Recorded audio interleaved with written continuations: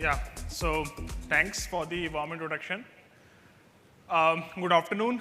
Welcome to this exciting presentation. Hope everyone had good lunch. So we are actually very excited to present our topic, that is Serverless Phishing 2.0, Cloud Workers in Identity-Based Attacks. But before I start, I would like to ask a quick question to my co-speaker, Manish. So Manish, tell me, let's say if an organization has implemented strong password policies and enforced multi-factor authentication, is it still possible that attackers can hound into the organization premise?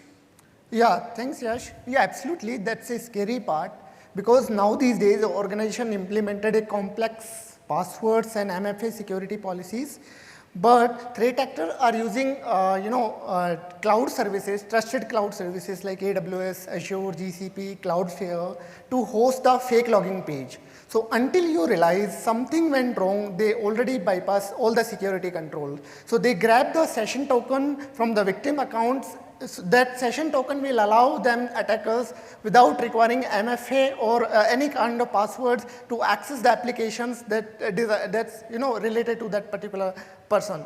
So let me introduce myself. I'm Manish Gupta, CEO and co-founder of CyberWarFare Labs, doing cloud security and offensive security research around a decade.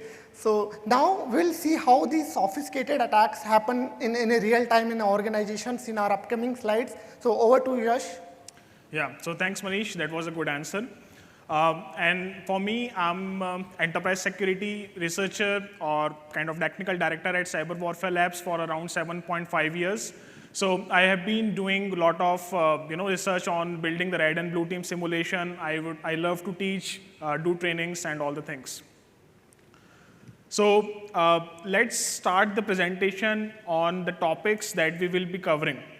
So first of all, we'll walk you through the APT perspective, right? What these APTs are targeting right now, how they are doing it, what's their method, and all. We'll also see how the APTs are shifting to a serverless model. So previously, you have seen that like the attackers were using server-based methodology for performing the phishing and all. So we'll see how they are shifting from the server-based to the serverless model in the second part. Then we'll dissect the serverless architecture, we'll break down into multiple components and understand how they are performing and jointly doing the operation to phish the users at global scale. Then Manish will present a very exciting demonstration of the identity-based attack. So here he will demonstrate how the attackers are performing the things, how they are using the serverless platforms to scale the things. Then last is the offensive automation. So previously, even if you are from the red team side or from the blue team side, you might be aware, like if you are doing some phishing simulations, etc. So how you can instantly spin up the infrastructure in the serverless architecture in that. So this talk will be helpful in both the case scenarios, whether if you are on the red team side or on the blue team side, right? So it will be a very interesting talk, so just hold with us. Okay, so let's understand the attacker perspective. So the first question is what attackers want, right? What they actually desire. So the answer to that is authenticated tokens or session cookies, right? So they are always looking for authenticated tokens, which provides them access to a specific resource. Then, why do they require it? Because it provides direct access to the resources without needing multi-factor authentication. Might be your organization has implemented strong password policies or have enforced multi-factor authentication, maybe TOTP, SMS-based, etc. But they are looking for harvesting these session cookies from your authentication part. Now, there are a lot of tokens everywhere. How do you understand that, right? What the things are? So there are two important type of concepts in the token world. The first one is the OAuth token, which contains couple of things. That is, first is the access token. So access token, it provides direct access to the APIs or to the application or any of the resource, right? So that is what the access token is. It has an expiry of maybe around 1 hour or 2 hours, depends on how the server is treating it. Then the other concept is of refresh token. So refresh token basically renews the access token. Suppose the access token expiry is of around 1 hour or 2 hours. So without disrupting the authentication flow, refresh token renews the token itself. So the clients do not have access, do not want to, it's not required to perform the entire authentication flow again. So that is what the things are. Then SSO or single sign-on token. So these are one of the most juicy things that the attackers look at. Why? Because with the captivation of SSO token, the APT groups, they can access multiple resources, multiple web application. So that is when the SSO token comes in. Then what is the impact? So the impact is that the attackers have unauthorized and prolonged access of the victim environment. Also, they are in possession or in control of management portals like Microsoft 365, Google Workspace, AWS Console, where all the things are managed directly from a centralized point of view. Then let's move on to the next slide, that is how do they achieve it. So one of the most common attack, if you are in this domain in the phishing world, or if you are doing some phishing simulation, you might be aware of this attack that is called Adversary-in-the-Middle attack. So in this attack, we have three entities. First is the user, that is our target. Then we have the phishing site, which is in control of the adversary or the group. Then third is our target website, right? So it can be any identity provider. It can be Microsoft 365 identity platform or anything else. So let's say the user somehow get tricked, right? It got tricked, and the phish link is already opened by the user. Now, the user is like it want to enter the username and password. So you can see in the couple of steps that are present here, it enters the password, username, sent back to the target website. Now, if you point at the third step, that is the MFA requirement, suppose the user has enforced multi-factor authentication in the whole process. They can be using their mobile device or something to get access to what the actual token is, just entering these things. So they enter the things, it is captured by the phishing site, then forwarded back to the user. Now, just understand the seventh step, which is most important, that is the website which returns a session cookie. Now this cookie is authenticated, right? And this cookie will now be used by the attackers to access the victim resources, right? So that is how the things are in this case. And entire session, whatever we are talking about in this entire flow, that is the AiTM, that is SSL TLS encrypted, right? So whatever password are flowing in, whatever things are flowing in, it's there. But the main concept here is that attacker is in control of the proxy server, right? So this is one of the most interesting attack that is going on for a while. And you might be aware of a few applications which are open source. If you have heard the name like Jinx or Modlishka, etc. So attacker used to deploy this on their premise, on any of the cloud infrastructure. Then they are using these kind of things to perform the stuff. Now, in the next slides, what we will be viewing is the same implementation of what we are talking here in this particular slide, but in a serverless fashion, right? How the attackers are performing the same kind of operation with minimal code and maximum output. So let's understand a very important concept, that is APT's shift to serverless model.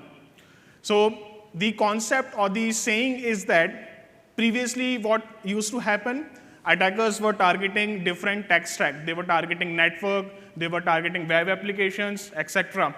But right now, they are not breaking in. They are, like if you see the reports, if you understand how the flow is going on right now, they are logging in.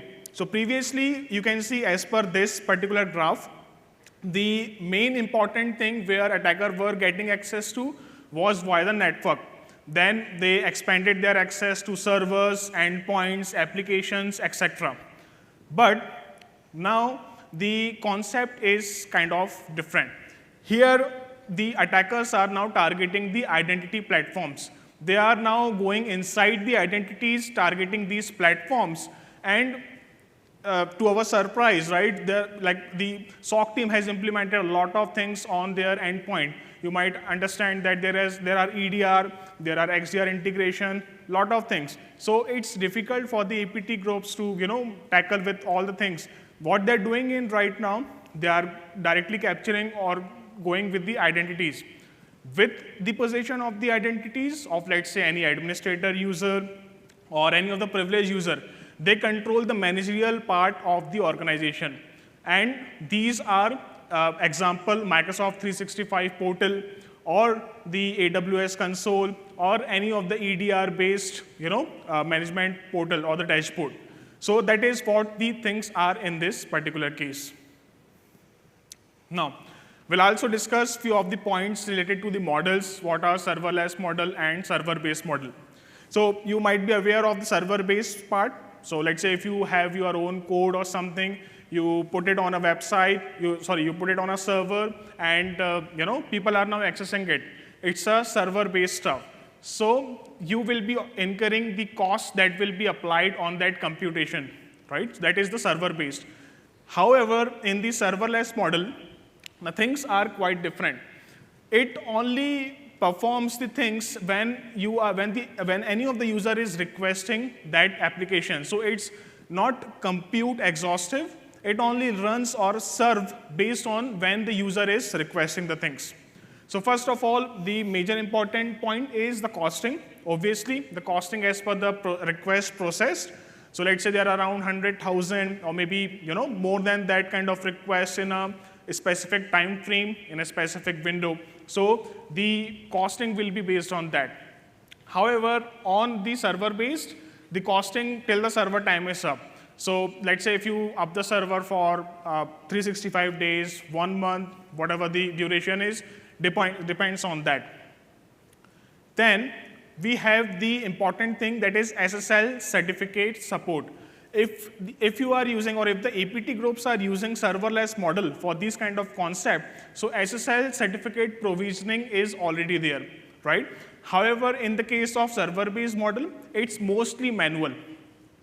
Then there are wealth of available cloud domains that are there. So I will be talking about the things in the later slides. In the server-based, you have to have your own domain. So if we are talking about some professional red teams who manage and vet their domains, right? So that is what they are doing in the server-based part. However, in the serverless, you get the trusted top-level domains that we'll see. Then in the serverless, the dynamic structure, that means less footprints. You can instantly spin an infrastructure, destroy within seconds, all using the resources of the trusted cloud providers. But in the server-based model, it's all static structure. That means the footprints or whatever the things will be happen, it will be visible to the end user. Now, this is the most important concept that we will be talking about. That is the serverless architecture, or what's the process. So as I've already given a primer, that we are trying to simulate the AiTM, or adversary-in-the-middle attack, in the serverless concept, in a serverless fashion. So the most important thing here is the proxy application. Now what this proxy app is, if you have heard of tools like Avalanche or etc., it comes with a lot of packages, right? Lot of things, lot of dependencies on other programming platforms, on other packages, etc. The proxy application that we are talking, it's less than 200 lines of code, right? So it's only these number of lines of code, and you can instantly spin up your own phishing infrastructure in seconds. So this proxy application that I'm talking about is responsible for hijacking the OAuth, or the OpenID Connect authentication flow. So that is what the things will be. It will then be capturing the credentials and the cookies, and then it will proxy it to the legitimate identity providers. So the identity providers like Microsoft Identity Platform, Okta, OneLogin, etc. So understand how we are progressing through these things to get an idea of these whole flow. So now we'll divide the things into individual components to understand how the flow is. So first of all, our proxy application. So this proxy application can be written in JavaScript, TypeScript, or Python, right? And the important thing is that it operates under 200 lines of code. So what are the steps that this proxy application will undergo? So first of all, since we are following the serverless concept, it will listen and restrict. That means it only listens when any of the requests coming into the infrastructure. So that is the first thing. Now, second is the pilage credential. That is, if the user is trigged, if the user entered any of the credentials, password, etc., it will pilage across the request, whatever authentication flow is happening between these identities, right? So that is what the things are. Third is forging the HTTP request. And the last one is pilaging cookies and the forwarders. So recall what I've just spoken when we just started this presentation, that is what attacker desire. So attacker desire the session tokens or the cookies, because these are the things that you get post-authentication, right? Even if you have entered username, password, and even after that, when you have entered your multi-factor authentication, you get a session cookies or the session tokens. Then the serverless platform. So the proxy application that I just talked about, which operates under 200 lines of code, where this will be deployed, right? As already mentioned, the whole concept was that this has to be bare minimal. We don't want a lot of headache on managing the infrastructure and all the things. So what the APTs are doing, they are using these kind of platforms like Cloudflare Workers, AWS Lambda, Azure Functions, GCP Functions, etc., to host these kind of things. So the first important point here is that serverless platform provides trusted root domains. You can see like star.azurewebsites.net or star.workers.dev, right? So these are the trusted top-level domains or domains which are already provided by the serverless application. Then the important part here is that certificate provisioning. You don't need to worry about how you will be managing all the CAs, certificate authorities, the PAM chain, etc. If you have actually, set up the website or something manually, you might know the, pain involved in going through or navigating through that process. So in this case, it's not required. It's totally automated. Then the support by infrastructure as a code tools. So tools like Terraform, Pulumi, etc. It provides a very interesting and very extensive support to develop all the things within seconds. Then the productivity application integration. So once the attacker has captured the cookies, they have captured the password, but where they will be storing. We don't want a database, right? We want very less footprints for the SOC team to be able to track us, right? That's what the APT perspective is. So they use the concept of webhooks. Now, what are webhooks? They are triggers which performs action based on any of the triggers. So let's say in this case, the APT, let's say they capture the session cookies or the tokens. Now, what this is basically the trigger. That means if these tokens are captured in the request, then perform an action, and the action is that forwarded to the productivity application like Slack or Microsoft Teams. So it's basically a simple integration of whenever we have captured these kind of requests, identified these cookies, then simply forwarded back to the applications like Slack or Microsoft Teams. Then the Turnstile integration. So Turnstile is one of the most heavy used service by Cloudflare. So recall if you have visited any of the website and you found the CAPTCHA kind of a service there, right? So if you have to enter the website, you have to solve the CAPTCHA and then access the resources that it is providing. But in this case, the Turnstile, it uses set of ML models which are backed by Cloudflare. So what this Turnstile integration and why we are using it. So the main concept of Turnstile in the APT usage for the phishing purpose is to segregate the traffic between humans and the bots. So let's say, remember that if you are, doing your SOC kind of thing, you are in the blue team side. So the team is heavily relied on very used tools, like it can be commercial, it can be open source tool. You get hundreds, thousands of alerts, maybe in a week or month, and obviously you can't create an incident out of it, right? You have to showcase all the things. So that's why the SOC team heavily relies on these tools. Now, what the thing is, this Turnstile integration is helpful for the attackers. How? Because it differentiates whatever your tool is, sending a request to the application. And if, let's say, if any human or if any user is accessing that particular website, then it directly provides access to that. So you can understand or see the things how the flow is integrated in the Turnstile. So Turnstile basically is from the Cloudflare, provides few session tokens, etc. that needs to be added in the code. And all of these things will be added in a single code, that is our proxy application. So we'll fit all the things into one piece, and this is how the things looks like. So we have the target user, that is our phished user. Then we have used the Turnstile for gatekeeping the traffic. So if the traffic is coming in from the trusted kind of source, maybe from a user or something, the phished user, then only it will allow. But if you are using some automated tools or automated scanners for for the traffic and all, it will automatically block and will not allow you to access the contents. If your bots are not allowed to access the content, that means you cannot detect if that website is suspicious or is it a phishing website or something. Then our proxy application, which is under 200 lines of code, it operates inside these kind of things, that is Cloudflare Workers or these platform. So it is hosted on these kind of platform. Now, then it is also integrated with these productivity applications like Slack or MS Team.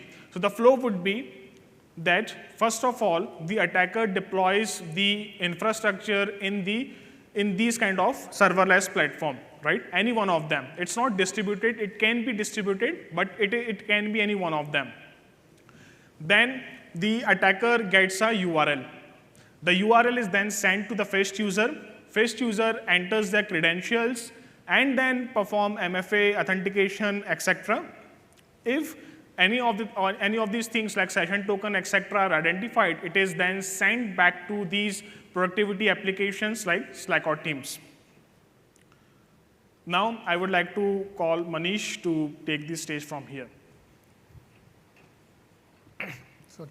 Yeah, thanks, Yash. Okay, so basically what we are going to do, we are setting up a AiTM attack with the serverless model.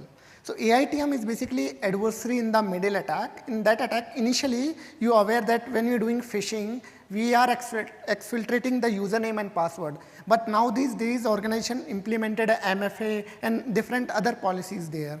So how we can overcome with the MFAs? So suppose if you have a username and password, you are not able to log into the website because it required MFA there.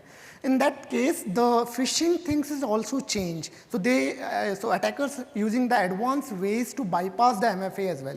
So in this case, you can see it here. The first things, we are going to set up an infrastructure for serverless phishing. And second thing, how we can deliver that particular phishing that we can deliver through the email or different ways there. But in this talk, we are discussing about how we can set up the infrastructure. So whatever things required from the attacker point of view or red team point of view is first is the domain. So the domain should be look like a legitimate organizations that we are targeting it. So suppose currently we are targeting a Microsoft domain, so we are using login Microsoft as a subdomain. Please note that we are not encourage any kind of hacking here. This is just for educational purpose, because in this next demo we'll see actually how this attack is happening here. Now, first we picked the one domain, it's a login Microsoft. It's look like Microsoft domain only. Second thing, where actually authentication happen. So suppose if you log in a Microsoft website, the actual authentication happen on login.microsoftonline.com. And the third thing is if user enter username, password, and we retrieve those details, where we retrieved. So we created a Slack bot where we get all this information from the attacker side. Okay, now what we get, so once suppose we send the phishing mail to the user with this particular link, user enter their username and password, and then they are, bypass the, or they provide the MFA there. These are the three things we required in our Slack. The first thing is username and password, and the second thing is there are two session token.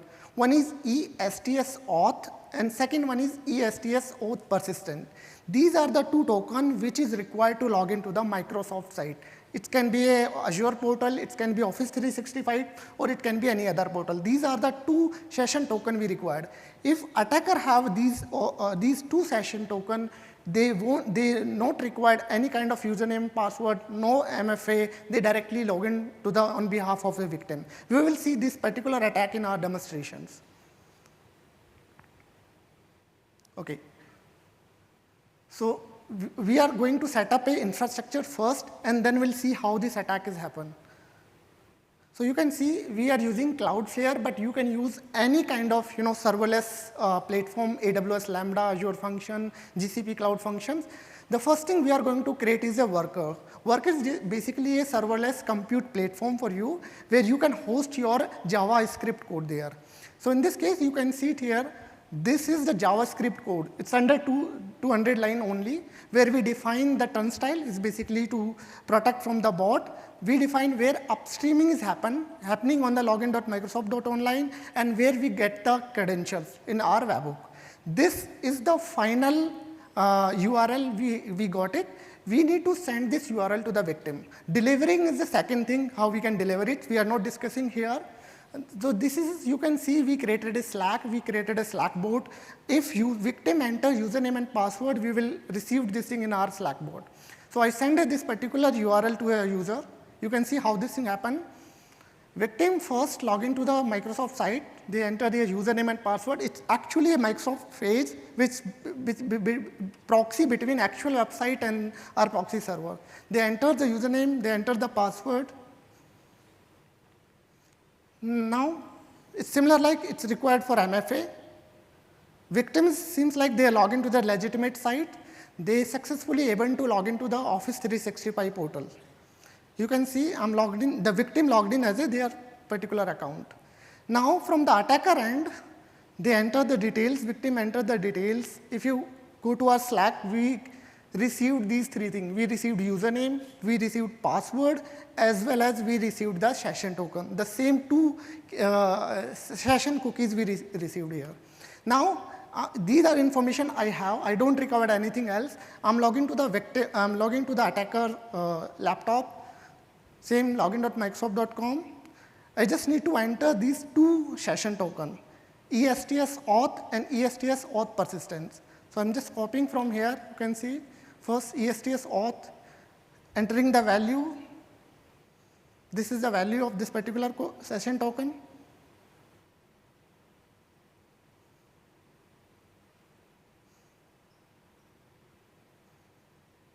And I'm just, again, going to copy the second ESTS auth persistence. These are the two session token or cookies required to log in. Everything I'm doing on the attacker's controlled systems. So you can see these are the two cookies. And if I hit enter, without requiring anything, I'm able to log in on behalf of a user. So you can see I directly got access to the victim account. I'm logged in on behalf of a victim. So how simple it is. But in this case, you can see I don't require anything else. I just required two session tokens and log into the victim account. You're not able to log in just in Microsoft portal. You can able to log into the Azure or any other portal. This is just not for Microsoft. Any website you can target. You just need to write a code. You just need to check how many how this authentication happen in actual website. Write a code, and you can do the automation of this one. So suppose we create this is where we target the Microsoft, but you can target any organization there. And the same thing you can do it with the automations. You don't require to do manually set up everything. Just like previously, you have to create a VM, you have to create a fake login page, then you have to create a certificate, you have to have a domain, everything you have to think about it. But in a serverless architecture, you don't require anything.